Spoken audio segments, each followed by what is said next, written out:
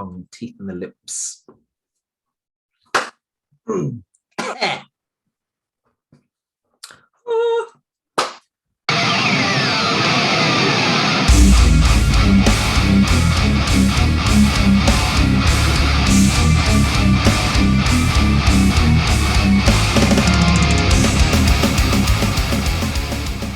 Hello and welcome to another episode of the Noizze podcast, sponsored by Stereo Brain Records. Today, me and Jack will be discussing, alongside Kenobi for some reason, the new Grey Daze record, Phoenix, featuring vocal takes from Chester Bennington from before Linkin Park.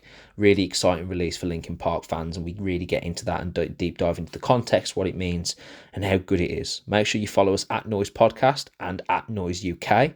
Make sure you follow us on Facebook and listen to the podcast on wherever you get your podcasts, including Spotify, Apple Music, Anchor, all the rest of it. We are at Noizze UK on YouTube as well. And that's it. Thank you so much. Enjoy the episode.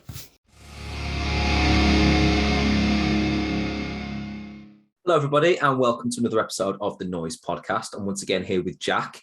And I'd like to start by saying thank you for once again listening to everybody, everything we've put together over the last few weeks. And we're going to dive into that. We're going to be talking about Grey Daze. But first, Jack, how are you?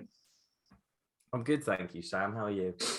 Yeah, not too bad. Not too bad. I've avoided the introduction. I didn't want to either offend you or massage your ego. Just going to keep it neutral for now. See how things go. If we can, how we're doing for everyone. Everyone seems to know who you are now, including myself. I don't need to repeat it. We'll just run the credits alongside your face. Do you know what I find a little bit sad nowadays is that because you're introducing the podcast, we don't get to introduce you as Mr. Cynical. No. Yeah, but like 5 minutes into any conversation that I have, that is already abundantly clear, isn't it? Let's be fair. I mean, true. But it just makes my t-shirt design that I put on Twitter a little bit, we need to make more of a thing of that. Do I need to introduce myself as Mr. Cynical? Doesn't have the same effect, does it? It doesn't, does it? No, I don't like that really initially. I feel like nicknames need to be given by other people and never repeated yourself. I mean, like, I just feel that that's the way forward with that. Like, it just needs to stick externally. Yeah. You know what I mean? Okay, well, we'll figure something out. We'll find some way to work an insult towards me in the first 30 seconds of any podcast. Don't worry, I'm perfectly capable of doing it myself, given the opportunity. So we're going to talk about Grey Daze in a little bit. But before we get to that, there was a certain event, a media event, that's taken place over the last few days. Now, just a little bit of context. Myself and Jack are big Star Wars fans and big, I don't know how to explain it, big multiverse fans. Is that fair? Is that the adequate way of describing it? Your superhero nerd culture stuff. You greater than me. You more so than me. I dip in and out. I dip out of the peripheral films, but I sort of follow along the mainline stuff. Whereas you're sort of a bit more clued in. And obviously, the Star Wars series Kenobi, which is running as should we call it a prequel to the more modern? No, it's a prequel. It's a prequel to the first trilogy. Is that right? Is that the exact accurate way of describing it? Yeah, I mean, it's a fill-in, isn't it? It's between the prequels and the originals. It's probably the most. It follows directly on from the prequels, so it's kind of it just sits in that gap. Yeah, nice little segue in between. And the first 3 episodes have dropped as of recording. I've only watched the first 2. You've watched all 3. And when I asked you how the third one was, you put your fist in your mouth and groaned. So I'm assuming the third one's good. So first off, Jack, you're a massive Star Wars fan. You've watched all the films, all the side stuff. You're a big fan of that. Like, sort of followed all the Disney Plus stuff, all the cartoon, the animated series. Where does this sit for you as a Star Wars media product? Yeah, I love it. I mean, this could be the spoiler warning. So I mean, we'll try and keep it as spoiler free as possible, and I'll try and remember not to go to episode 3. It's special. I mean, there's whether you like all of it, there'll be takeaways for every kind of fan, whether you're a surface level fan, whether you're someone that likes, more of the in-depth stuff. They've obviously dropped the usual sort of Easter eggs in. So it's like, there's something there for everyone. I think, it's a bold move recording this series because there's such a huge amount to try and bite off. and to please everyone. There was a few things in the first 2 episodes that were laughable, but the story's been, for me, it's amazing. Like the prequels for me, I've always been massive on the prequels, and they get so much hate, and I'm in the camp of no, prequels were me growing up. That's my Star Wars. I love it. I love that the Jedi spin around. I don't, I loved every single. I even loved the fucking politics in episode 2. I was just so, because bear in mind, like young me was like playing Battlefront, or playing with Star Wars figures with my cousin, or like it was just all encompassing around those films. So like there's not a lot of wrong that these could do. It's the only Star Wars fan on the planet who's like pro trade conversation. Just that's you've got to be on a lonely island with that. Are you also pro Anakin slicing pear in half? Is that like effective for you as well? I mean, at the time it was the most beautiful love story I knew.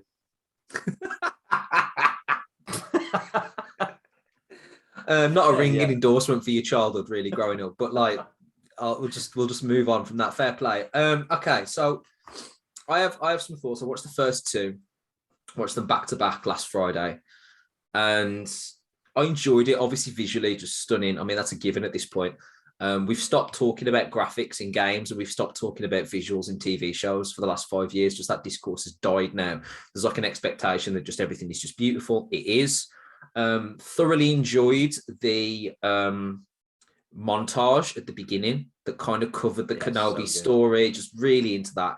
Thoroughly enjoyed the POV Jedi and younglings trying to escape from the temple, just getting murked off. Like nice, like alternate, not the actual murking necessarily, but the angles of the murking. I'm not pro Empire. Like, let's just, I don't want to get cancelled over here. Like, I'm anti-fascism. Like, that's all where I'm sitting. But like, I liked the idea of dropping you into a very well-known scene, but from an angle you'd never seen, with a Jedi that you're not like familiar with. That type of stuff. It answered a few sort of, I wonder what the escape plan looked like, because you want to see it from a few sort of brief scenes of the Order 66 came out. Big fan of that. However, I felt that that they did dip a little bit into the Star Wars cliche bag in terms of some of the character selection and some of the dialogue. So I felt like going down the neo-Nazi style uniform, one very, very English bald cyborg guy and very angry pseudo Jedi with something to prove, is classic kind of Star Wars cliche a little bit for me.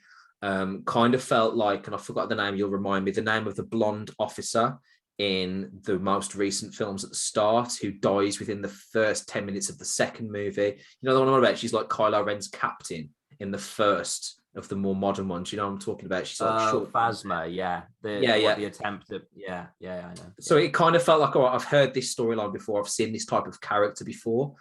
The whole rash Sith-esque character that needs to be held back and can't control her anger and that type of stuff. I did feel that kind of just felt like you've not really delved into the bag of tricks that you could have gone with.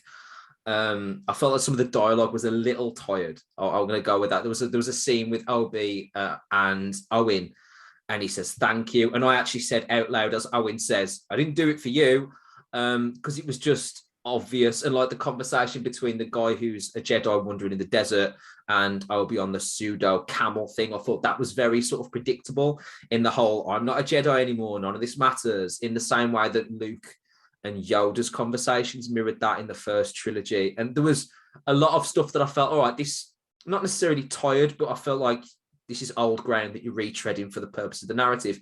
That being said, also like enjoyed Obi Wan Kenobi finding out a decade later that Anakin is still alive. However, very confused how he would have avoided that news entirely in a modern world where there are like holographs and the Empire has been very prevalent for like, a decade since. Felt very surprising that he just wouldn't have known. No one would have dropped him an email and be like, yo, Annie's knocking around. And like, I just feel that very strange that he just would have completely missed that news entirely. But also it goes with the whole accepting that he's a hermit and he's just cut himself away from reality. I just feel like if he's able to find Luke's little village all the time and just sort of navigate that, I feel like he would have known about some of the other stuff as well. I just feel like, I don't know, there was a couple of inconsistencies there, but I think overall it was really, really enjoyable. Clearly building towards like an Anakin hunting Obi Wan through a desert in some kind of way, like he's hiding in holes and Darth Vader's knocking around. Also hinting at like peak, angry, vengeful Darth Vader massacring some collection of poor, clueless rebel fighters in a city somewhere. Clearly looking forward to that. They've got to build to some kind of conflict in some kind of lightsaber duel kind of way. They've teased that with the Duel of Fates on the trailer. I've got lots of excitement going forward. I just feel like, I don't know, some of the artistic decisions left me a little bit hanging out to dry a little bit. Where do you sit with that? And as you answer that question, you can hint if episode 3 will make me feel better about those things, while also not telling me directly what happens in them. Yeah, I firstly, bit of nerd knowledge for you here. That animal he's riding is called an EOP, and okay, I can't remember the name of it. As like a specific, like as if like the name of a pet. Yeah. As a real name. I mean, this is what's sick, right? Like if you're I've played through some of the games as well, and you were talking about some of the Inquisitor characters. If you've watched Rebels, Clone Wars, which is where they're basing a lot of some of the extra bits they're putting in. And I'll openly admit that I haven't. I've been told to. I've been sent the list. Yeah, I haven't done it yet, so I'm sorry. No, I mean, I think, and it's funny because I think when you talk about some of that dialogue, I think they have to kind of pitch it at the lowest level. You know, they have to pitch this as a series, or like, okay, if this is someone just coming in and for some reason they've lived in a cave and haven't watched the prequels or the sequels, could they take this as is and leave it? Hard, because there's a lot of like pre-context. It's based a lot on what's happened and what's going to happen. But I think that I kind of just try and skim over all of that just to try and, because if you made it purely for fans, I think you'd then isolate, obviously, all of the people who just like my parents are watching it and they don't remember exactly what happened. And some of the stuff my dad will say on it is like, what are you on about? You know, like that, that's, you know, but they're not huge fans. So they kind of just, I think obviously the Inquisitor characters, apart from Reva, who's the main one, who's kind of a bit off the rails. And is that so that's the character with the dreadlocks. What's the name of the pale fellow with the Bluetooth device ingrained into his cranium? Is he? Well, there's the Grand Inquisitor's the one with the red lines down his face. Yeah, that's the one I'm talking about. Yeah, the other one with that big hat thing. Looks like if Kratos really got into marketing. Yeah. Those two are in Rebels a lot, and they're in the games as well. So if you played Fallen. Okay, see, I'll accept then that is a well-established character. Exactly, you get some of that, but they kind of dip in, dip out. Yeah, I've thought it's been great. The inconsistencies for me, I'd agree on the kind of, you know, I think, the Sith kind of go into some of those old tropes. The chase scene of Leia. With the forest. You know, there's some stupid bits in there. Jump over the branch, dude. Come on now. Yeah, come on. But that's like, that'll be just something we meme and laugh about for the rest of the time. Leia, that actress is fantastic, phenomenal. Agreed. Kind of stolen it, and I love Ewan McGregor, and I love his portrayal of Obi-Wan, and I love that you kind of now got all stages of him. You know, you've got him in the first film, he's young and finding himself. Second film, third film, he kind of brings that bouncy comic relief, even in the sort of face of despair right up until the third film. And then in this, broken man. He can do all of it, and it's, you know, it's him leading up to being the kind of that sort of Alec Guinness, I think, version of Obi-Wan in A New Hope. Then so enjoyed the rediscovering how to use the Force angle, like almost like, because there's an audience expectation that he's just going to be terrific at it, and he just completely subverts that by reminding us that, you know, similar to like a brain with a muscle that isn't developed, you know, if you don't continue to. So I liked that. That was cool. So episode 3, it's intense. It's like, it had me like kind of feeling quite anxious, because there's kind of this impending, you know, obviously at the end of episode 2, you see Anakin and Darth Vader in the Bacta tank, so you know he's going to come into it. So yeah, you know, they do that well, and the whole episode is tense for that reason. Okay, well that fills me with excitement. That fills me with excitement because yeah, there's some good stuff, and there's a couple of moments that I literally just, you know, thought there's kind of that dialogue between Leia and Obi, and that's awesome. Yeah, I like that they immediately sort of settled into this like sort of comedic duo already. There was already like sort of I mean, but there's some real heartfelt moments in there as well, like some real bits that caught me, and I was like, yes, this is awesome. And it's an episode that's like a lot of it is just them. It's cool. It's really good. Episode 3 is awesome. Got a lot of time for that. Does it then, just bringing back to the originals, Leia doesn't seem to have any like working knowledge of Ben Kenobi in the opening. Obviously, their interactions are non-existent. He just dies in front of her essentially, but she doesn't like recognize him or anything. Where does that sit with you? Is that something that I'm overthinking a little bit? I mean, I don't think she wouldn't see him again. Obviously, the whole, are you talking about in New Hope? Yeah, so like obviously they've got no interaction, but like there's no indication in A New Hope that they actually knew each other, but obviously there's clearly a whole tapestry. Well, obviously the hologram that he receives is saying, "Help me, Obi Wan Kenobi, you're my only hope." Yeah, that's a good point. Okay, I'm gonna put that to one side then. Forget about that. Don't worry about it, mate. Oh, his Eope name is Rue. Her name is Rue. She is an Eope. Oh. It's a lovely name. I listened to, so before, and we will go on to music momentarily, but you've got me talking now. I actually listened to the audiobook of, there's the Kenobi audiobook, which you can read, obviously, as a reader, if you like. Sure. Which I didn't feel like that's now been made legends instead of canon, so they're not including it within the official Star Wars universe, but it used to be before they kind of did that whole, they canonized everything and loads of literature got thrown out and all that sort of stuff. And yeah, you know, the Star Wars universe hasn't really repaired since, because the fan base is quite split about all the things that they thought were real and they held close. And then, it's all of that. Anyway, I don't delve into that much. I'm not your first grade kind of nerd. Is it being well received by the Star Wars fandom? It looks so. I mean, that book was regarded as so, and it's all around Kenobi and him being Ben and him being a hermit and him being kind of being near this sort of oasis that's like a town on the outskirts in Tatooine, fighting off a Tusken Lord and like warlord, doing some other bits and bobs here and there, but it doesn't do much to kind of like really bring up the scale of it all. Although there's kind of the meditation and him trying to get in touch with Qui-Gon and all those cool, things that we all know of. So yeah, that didn't do it as well as this is doing it for me. This is obviously going for the grand scale of things. We'll see. Cool. Well, I'm looking forward to seeing the rest of it, and we'll touch base in a few episodes' time as it starts to reach a conclusion and things like that.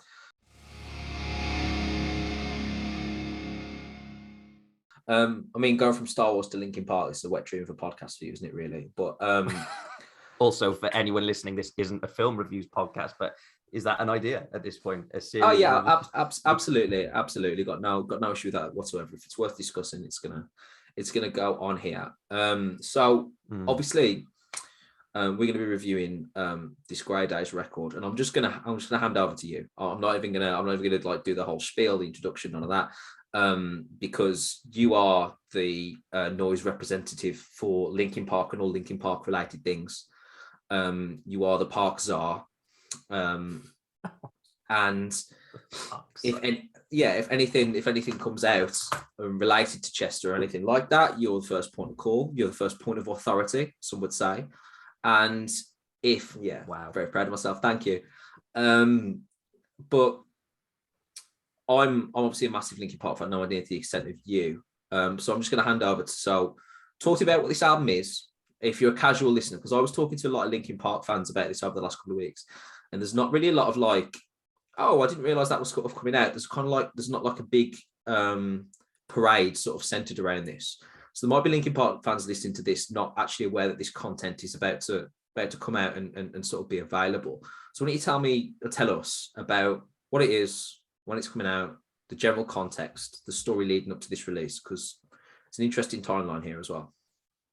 It is, and it's, I mean, the fascination with Grey Daze lies in the fact that in its kind of creation, the way it's been done, the way it's been conceived, the way that it's been interpreted. I mean, it's somewhat relevant talking about prequels and sequels, because the best way to probably sum this up is a remastered version of the prequel of Chester Bennington. You know,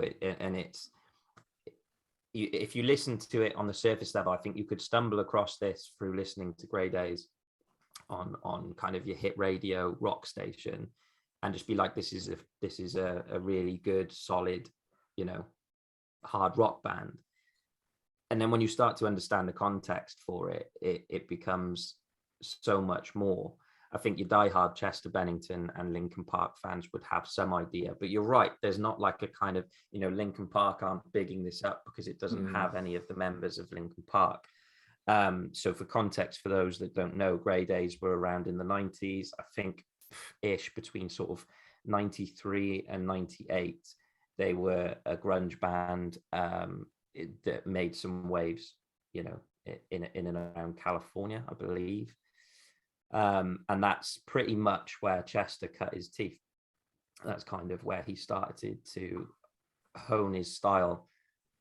But also it's the time where he kind of, you can definitely hear it in this, where he got out of his system, the kind of the tropes that he loved of the idols that he idolized, you know, the kind of, right. And you could, you know, you can hear he's a big fan of you know, your Alice in Chains and your Soundgarden. Yes. And you know, you can hear Chester playing around with that on this, and we'll get to that in a minute.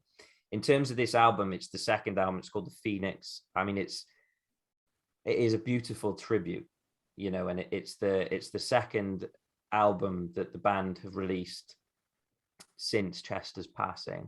The first being called Amends, and the Phoenix is adorned with his kind of, you've seen the cover of it, Sam? Yes. It's grayed out, and it's got Chester Bennington, that classic picture of Chester Bennington's arms with his wrist tattoos of the flames in color. Yeah, and it's really interesting. I watched, so when Amends was released, track it on back to I think 2017, Chester had actually reached out to his old bandmates, Sean Dowdle being the kind of I think drummer, and his friend from when they kind of were doing this back in the day. And he reached out to him, and they were going to do a one-off show because they were the two that owned Club Tattoo together. So like Chester had, like, he used to post lots of stuff about kind of, you know, being involved in that. And that's what Sean had gone on to do when Grey Daze sort of broke off, and Chester obviously went on to become the absolute legend and make history that he did. So they had kind of talked about doing an album, taking some of their earlier works and revamping them, stuff like that. And then unfortunately he passed. So it never happened. So these vocal takes, when are they from exactly? These vocal takes are from the 90s. Wow. So they're not, they were talking about this, but the actual takes themselves are taken from that initial period. They haven't been touched up. That obviously been polished and sort of remastered and things like that. But the performances that were given themselves are before the 21st century, before Hybrid Theory. Exactly. So yeah, so these are all of the raw takes from what actually happened. And I love this. It was on a documentary for Amends when the first album came out. And one of the members of the band had stumbled across the raw vocal takes sitting in their attic, and had just said, oh, let's check them out, let's see what. And they basically then took them and said, wow, he sounds so good even here, let's take that, put it in, and just build the song around it. So they're all reimagined versions of old songs that you'd be able to find on YouTube, but you won't be able to find them on streaming platforms. Die-hard, really old school fans would have them, you know, would have a CD maybe, but you wouldn't, you know, it would be, it's real deep cut stuff. So it's really fascinating to see the way that they kind of then built around it. and it obviously, as anyone that has been in a studio or has any idea around a recording process would know, that's entirely the backwards way of doing it. Yes. And they didn't have the flexibility or the way to say, let's redo that take, let's redo that thing. But then also with Chester Bennington, you don't really need to. So, they but obviously that then makes it quite a rigid process. There's only so much they can do. So yeah, Amends was kind of created, and it was quite, it was far more polished, I think, than the Phoenix is. And they kind of, the way that they talk about it, they say that, Amends was very much them kind of putting out a tribute to Chester. And this is sort of, that was coming up from a place of hurt where they were all, it was far rawer. That was 2 years ago. Fast forward to now, this is kind of the closing chapter of it, really, because there's only so much that they can really do, obviously. So there's no, they haven't toured it or anything like that. It has just been 2 albums that they've kind of poured time and love into to try and craft something that's like, the ultimate tribute to Chester, really. Yeah, I think as well, when you listen to it, it absolutely does that. And I think one of the things that immediately jump out, because it's perfectly chosen, that Saturation is the opener, because that lovely little clip at the start of him just speaking, and then it kicks in with that vocal line. King. Yeah, it's really nice, absolutely. Really touching. But then that shows the song, the vocal line that immediately has that iconic Chester sort of swooping vocal that he just explores his range from the top to the bottom, bottom of the top, and all the way down. Top of stop. Nice. He brings it all the way up, and he does that wonderful elongated note that he sort of made part and parcel of his career. With obviously that sort of classic rock backdrop, and it's a really, really appropriate song. I actually think, all things considered, this is a band that obviously were not phenomenal in terms of like the fame and notoriety or anything like that. There were really a stepping stone between sort of Chester being as a solo artist and Chester being in Linkin Park. But what is immediately noticeable is just how talented he was from the beginning. Like I didn't expect to hear it and listen to him and think, oh, he was terrible until 1998 and then he was amazing. I didn't expect that. But what did surprise me is how polished and how professional ready he already sounded. Even like with the sort of later experimentation, which clearly figuring out what he likes and what he wants to do. But when he settles on just being himself, like he's already had that tone, that sound, that really unique collection of sort of raw and smooth vocals. It really is quite an extraordinary listen. This must have been quite an experience for you. Yeah, it is. And I was interested when I was listening to it to kind of, after giving that sort of initial sort of context for, the conception of it and the feeling of it. I mean, my personal opinion is I think it's really special, and you can see that it's been done in the right way. I think lots of bands have tried to pay tribute or continue on without members that may have passed or may have left, and it doesn't always land. I instantly think back to like Static X, when they tried to kind of continue touring with a new vocalist with that mask. Do you remember this? And they had that mask of I can't remember the lead vocalist's name, but it also has an X in it, I'm sure. I'm not a Static X fan. But anyway, they kind of tried to recreate that with a new vocalist, same hair, but he was wearing like a sort of, it's kind of like a zombified mask of him. That's odd. And it caused a lot of controversy because it was quite a poor take. It was kind of landed on, like, get what you're trying to do. It's like a resurrected version of him, but also, it doesn't quite land right with me. So, I mean, I guess the point I'm making, fine line, isn't there? Fine line, exactly. Something that feels like money grabbing karaoke and something that feels like a genuine tribute. Like, and Queen are another example. Like Que plus random inserted vocalists doesn't sit well, but at the same time, you can kind of understand the need to move forward. And it's it is difficult. But I think when this is coupled with the way that Linkin Park have approached it in general since Chester's passing, they've not dipped their toes back in. It's quite clear they're figuring out the manner in which that they do that. And I do foresee a Linkin Park album with just a rotating cast of vocalists. That's what I think will eventually happen. And it will just it'll be like an event. And where this had to be done in a certain way.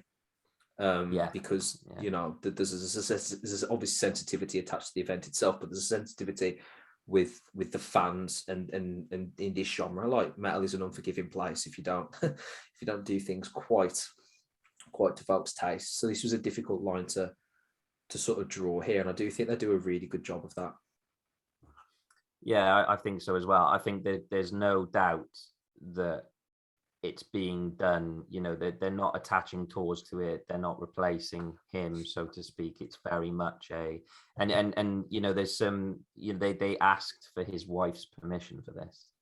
They had his son feature on a track with him in the first album. You know, there's some real they took what they had, they recognized it was special, and they've made it special, and it is very much to be a tribute to, a celebration of, rather than, you know, reinvigorating and trying to kind of keep the career going. It's not, you know, you can feel that that's not what this is about. Yeah, I don't think there's any intent of making Grey Daze a long-term option. I mean, the appeal is Chester, obviously. Yeah, right. And there's like you said eloquently, there's a finite amount of Chester that isn't already out there. I can imagine though that this opens up the question as a Linkin Park fan as you are. You've got to be thinking, if they found this amount of stuff for pre-LP, what's Mike Shinoda sitting on? Oh, I mean, don't forget that, you know, for Linkin Park have always been rich with content. You know, they've in and around their albums, they've released like 10 underground albums. You know, they've done a huge amount, some of which has obviously made its way on the special edition of Hybrid Theory that came out. You know, I've got a couple of underground albums because I was a member, of course I was, of the Linkin Park Underground for like 2 years. They would do an anniversary every so often, and they would just do entire merch lines, entire kind of and they would bring out like just demos of stuff. And some of it you'd hear, you know, the early cut-ins of Hybrid Theory. Some of it you'd hear just different ideas that they had. You know, they were prolific in nature. So that's just the stuff they decided, oh well, that can kind of make, you know, that can make it.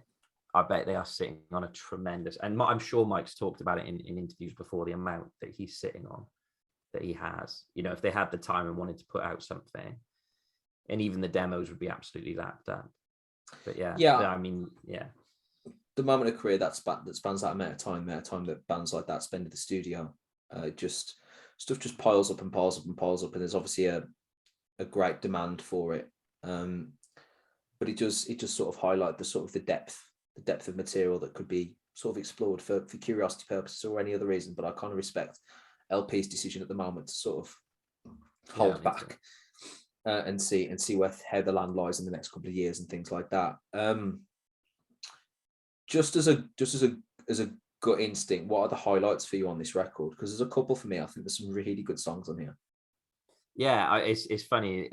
Like I said about the first album, it was very polished and it was very, you know, sort of. It was in a good, you know, I loved it.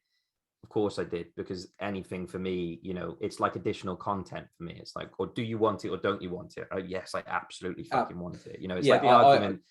It's like the argument that you have with Chris all the time. You know, it's like, would you want more Metallica albums if they're shit? And he's like, no. And I'm sitting there when I'm listening to those episodes thinking, well, bell end. No, just do them, because if you get even a pocket of something good in there, the old stuff's still there. But you've got all of this new stuff. It's like additional, you know, it's like downloadable content on a game or whatever. You don't have to play it, you know?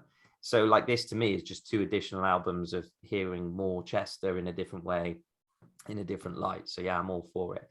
Yeah, I like it. This album feels far more higgledy-piggledy, so to speak.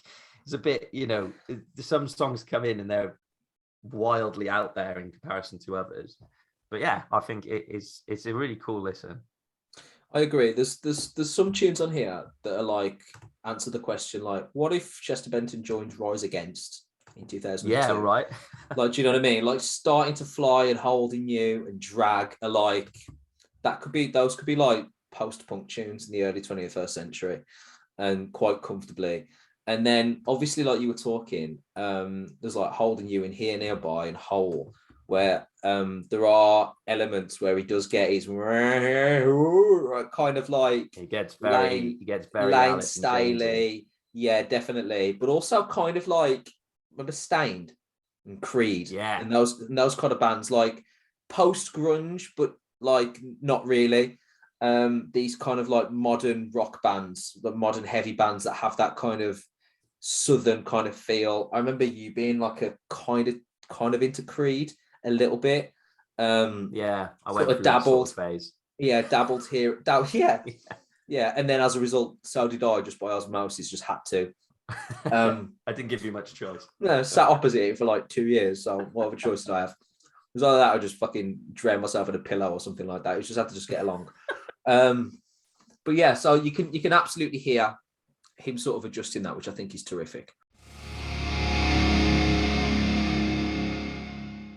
Yeah, so when we talk about this Grey Daze song, we've sort of skirted around it now, but it's really good to sort of get into some of the songs. I asked you for the highlights earlier, but it's really time to dive in now. So talk us through. You talked about some of the real positive moments of this album, some of the ones that really stand out for you. So where do you sit with that? Yeah, I mean, we mentioned it. The start couldn't be better, could it? No. It absolutely. The "I am king" quote comes from him, like saying a quote, like I think he says, "I'm the Lizard King, I am the king," or something like that. And it's the takeaway being the "I am the king" part goes into that classic Chester vocal, but also, I don't know, I feel a real sense. It actually hit me when I listened to that, because I haven't listened to the singles too much, and this is one of them.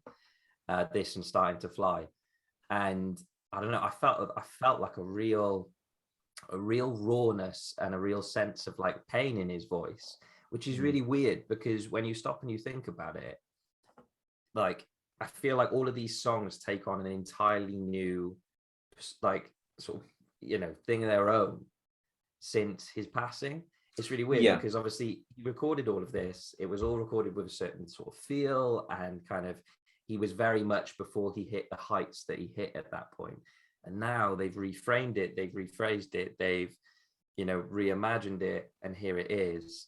And like, I can hear pain in his voice that probably just wasn't there, but like your interpretation of it becomes a completely different thing. And I'd heard some of these songs from, just being an uber fan of Chester Bennington even before he passed. So I knew what some of them looked like, what some of them were recorded like, and what the compositions of them like. They sound like they're recorded on an absolute spud, so don't I wouldn't suggest going back. Stick with these albums and you're fine. I'm sure they sounded great in the day, but back in 90s. But yeah, I mean, it's weird, and that carried with me through the rest of the album. I don't know, I had a sense of some of the lines that came out, and some of the ways things were delivered, and that classic. But I guess I do that with Linkin Park songs anyway. It's weird. It's weird knowing that a huge amount of this album was created with the remaining members that did this post Chester, but that Chester's part in it, which is the most prominent part, is even before Linkin Park. I feel like I spent the whole album just trying to get my head around that. I'm not there yet. And I've listened through it obviously like 4 or 5 times. Yeah, I agree. It's a weird juxtaposition of sort of timelines. But I agree with you. I think it's natural for the audience to look through everything with the kaleidoscope of his death. To be frank, because that's the way that it's done now, and that is really the way that we really microanalyze a lot of artists. Like Amy Winehouse's music seems much more tragic now that you know how it ends. Yeah, there's sort of like a dramatic irony. Same with Kurt Cobain. Like you listen to some of the later songs on In Utero, as horrible as they are. Some of the lyrical content and things like that, you can clearly hear these are the writings of a man with serious issues, and rather than because sometimes there's a sense with an artist that they imitate or exaggerate emotions and feelings for the product of an artistic release. Whereas looking back, that isn't the case when you actually see the sort of end product of that. So, Chester wasn't bittersweet, isn't it? Chester wasn't faking about being upset or emotional or lonely or isolated or feeling down or anything like that. And his music is a tapestry to mental health, if anything else. And that still comes across here, even in the early sections. You're right. I mean, it's hard to, hindsight's a wonderful thing as well. And in the sense that who's to say that in 1996 he was going through what he was going through in 2017? But right, and that's what makes it unique. Could just be a young guy. Like some of these songs. Sorry, he's just talking about like being in a relationship and wanting to give you everything and like worrying about stuff. That those are normal human emotions and human experiences. That's not to say that maybe the girl that he's with in 1996 should start feeling guilty now. Like I'm not too sure that's really a fair thing to say either. How do you differentiate between the way that this discourse where it's like you listen back and you think, all right, this is an indicator of the man that he is, or B, this is just a photograph in time, like a sonic photograph in time, and it should just be treated as such? I guess the unique position that this is in is that you're taking the pre and the post, because everything outside of his vocals has been done now. So that, the composition of it, some of the impact of it, where they put certain emphasis on certain parts, is kind of probably what tinges that sadness and kind of takes earlier messages and makes them into something else. So that's where that's where I don't necessarily have those thoughts on, because you're absolutely right. For other music is snapshots in time, whereas this is a composition of, something historical and something present. So it puts it in quite a unique position. But yeah, I mean, it's that's what makes it kind of special. I mean, Sam, Starting to Fly is probably one of the better songs that Shinedown never recorded, right? Oh, definitely. That's a great shout. I was thinking this could be like a top 3 Queens of the Stone Age tune as well, like sort of or early Foo Fighters. Yeah, it's really, really good.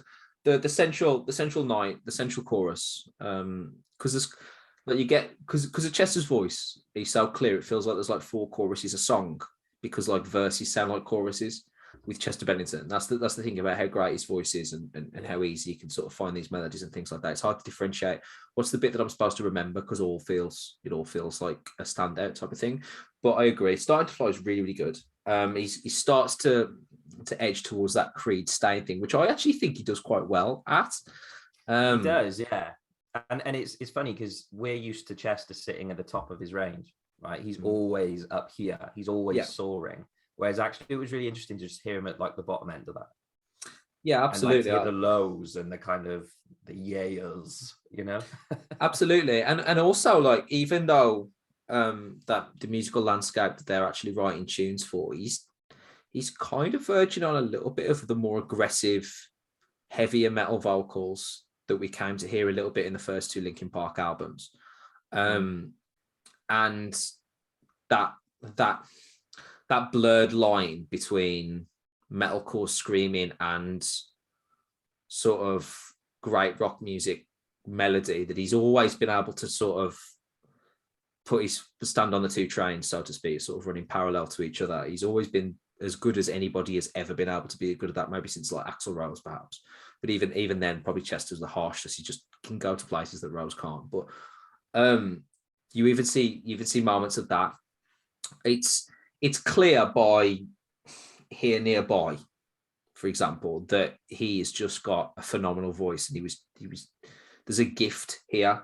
There's like some elongated, lovely moments in this and in Holding You, and there's just so many moments where it's like ever clear that he's just a unique voice.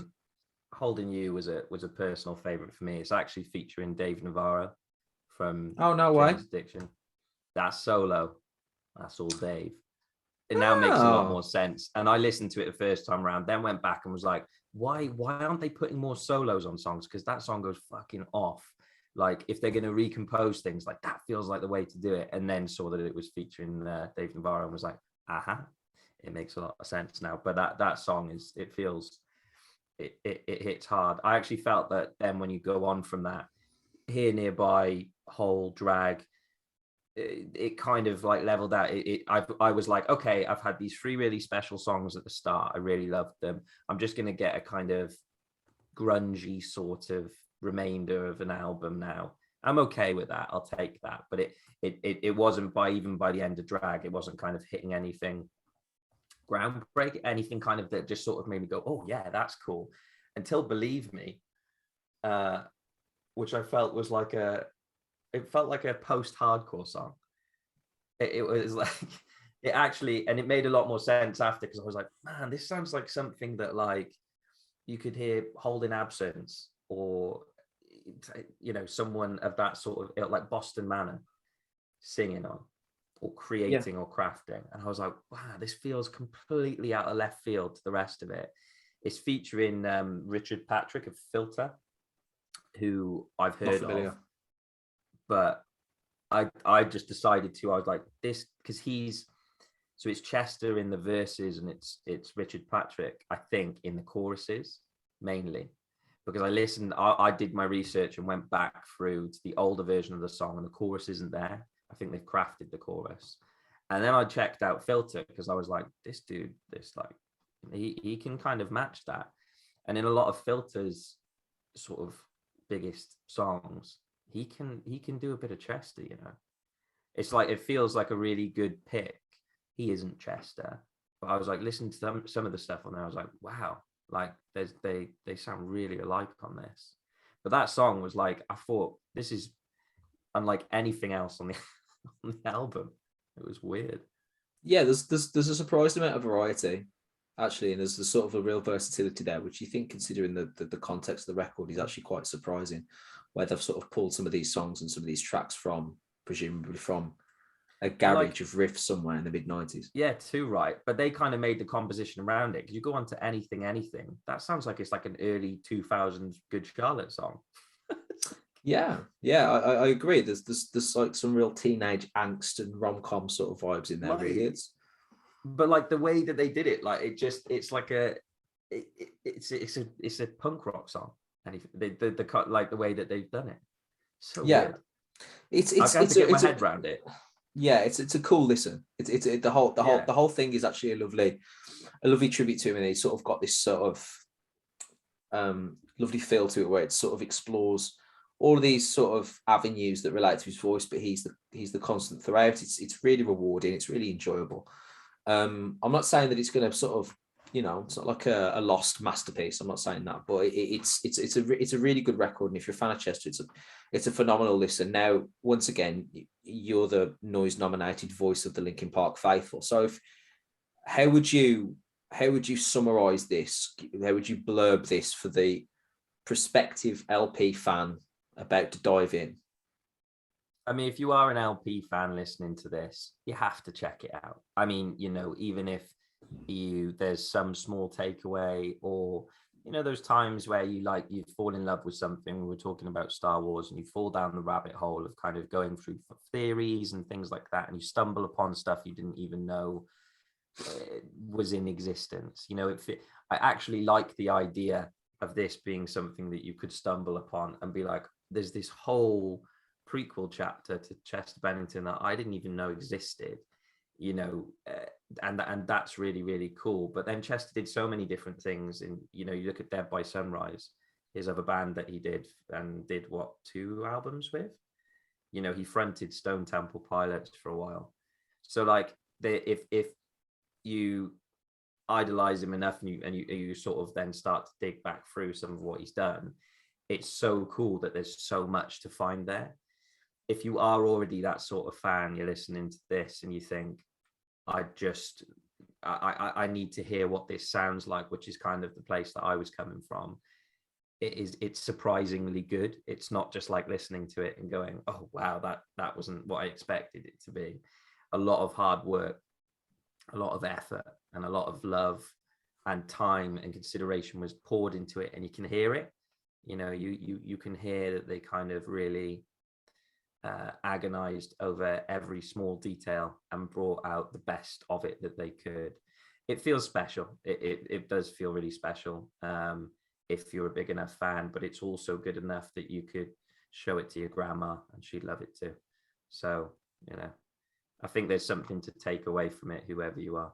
And if you're just like into your kind of standard, you know, hard rock and fancy a new album to check out anyway, and aren't even a Chester Bennington fan, there's something in it for you too.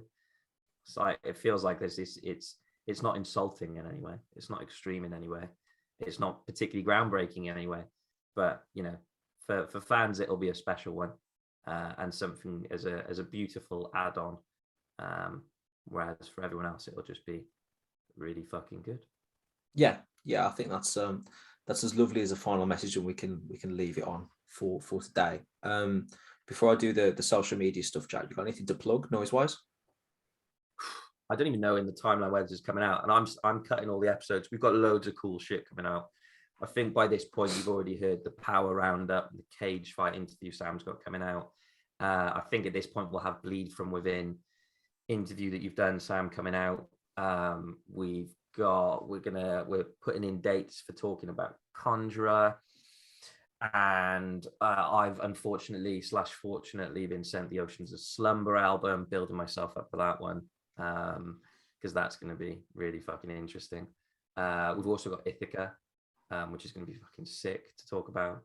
Yeah, we've got some really cool shit on the horizon. Noizze is doing bits, and yeah, we talked recently, didn't we? We want to try and do a few more bits with the podcast, so you're going to be hearing some cool stuff coming out in and around kind of the main body of me and Sam talking about albums that we love and music that we like. And now Obi Wan as well. So in and around that, there's going to be some cool interviews and some extra bits coming out. Yeah, it's just finding the time. Right. Absolutely. That combined with like new Noizze and all the stuff that goes on the website and everything else, there's just a whole load of content that's coming out. Really exciting for us moving forward. Yeah, it's cool. I mean, we want to try and bring in as much. Or link things together as much as we can. So I mean, if you know, and we're quite open about that. So I mean, if anyone has any thoughts, ideas, or things that they'd like to hear us talking about, get in touch, because like we're all about that.